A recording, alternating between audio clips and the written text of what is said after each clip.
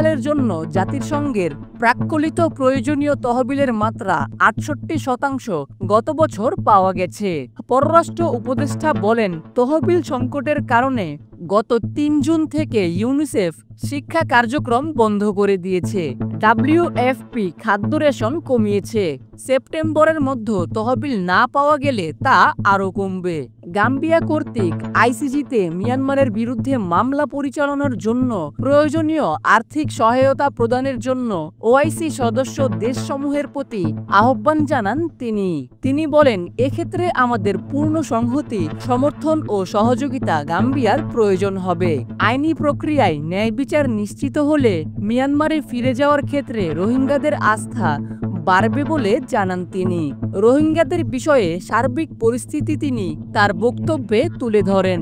জোরপূর্বক বাস্তুচ্যুত ১৩ লাখের বেশি রোহিঙ্গাকে আশ্রয়